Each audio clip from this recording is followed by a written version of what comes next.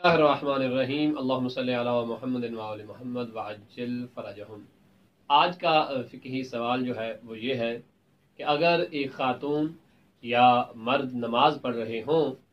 तो आगे से सजदागाह जो है वो बच्चा उठा के ले जाए, तो इस सूरत में क्या करना चाहिए? आया नमाज को वैसे जारी रखें या इसका कोई और हल शरीयत मुक़द्दसा ने दिया है? तो याद रहे कि जब बच्चा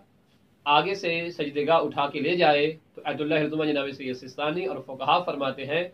कि कोशिश की जाए किसी ऐसी चीज़ तक रसाई हासिल की जाए कि जिसके ऊपर सजदा करना दुरुस्त हो। मिसाल के तौर पर सामने की तरफ एक और सजदेगाह पड़ी है और आप वो सजदेगाह उठा सकते हैं,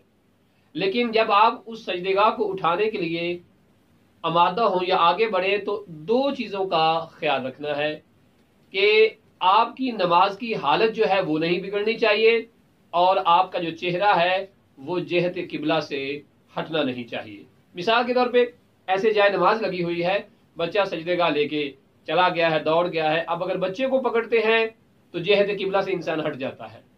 लेकिन जाए नमाज से थोड़ा सा आगे एक और सजदेगाह पड़ी हुई है तो अपनी किरत को रोक दें और एक कदम दो कदम आगे बढ़ के आप वो सजदेगाह उठा सकते हैं। या कोई ऐसी चीज पड़ी हुई है जिसके ऊपर सजदा करना शरीयत मुक़द्दसा ने जायज करार दिया है, आप उसे उठा के रखें और अपनी नमाज को जारी रखें। लेकिन अगर ऐसा मुमकिन नहीं है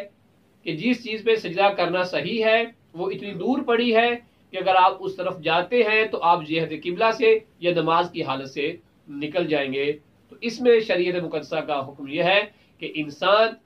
जो है वो किसी भी पाक चीज पर सजदा कर सकता है, बिलखसूस अगर पाक कपड़ा मौजूद है तो उसके ऊपर भी सजदा किया जा सकता है। लेकिन कुछ लोग क्या करते हैं कि वो अपनी जो हथेली है इसके ऊपर सजदा कर लेते हैं, ऐसा नहीं है, बल्कि जब सजदेगाह मौजूद ना हो बच्चा ले जाए तो आप किसी पाक चीज पर सजदा करेंगे, लेकिन उससे पहले चीजों की तरफ रुजू करेंगे जिनके ऊपर सजदा करना सही है सजदेगाह के अलावा, मसलन लकड़ी वगैरह या दीगर जो अशिया फुक़हा ने अपनी किताबों में नकल की है। इन तमाम सूरतों के बावजूद क्या इन तक नहीं पहुंच पाता, इनको हासिल नहीं कर सकता, तो फिर किसी भी पाक चीज पर सजदा किया जा सकता है, उसमें औलवियत हासिल है पाक कपड़े को। इंशाअल्लाह ताला ये यौमिया सवाल जवाब का सिलसिला जारी सारी रहेगा और इंशाअल्लाह हम उलूम मोहम्मद वाले मोहम्मद को आम करेंगे और फ़िक़ह इमाम जाफर सादिक़ अलैहिस्सलाम को लोगों तक पहुंचाने के लिए साथ ताउन करें और हमारी इस वीडियो को मुमिनीन तक पहुंचाएं, लोग इन मसाइल से आगाह हो सके।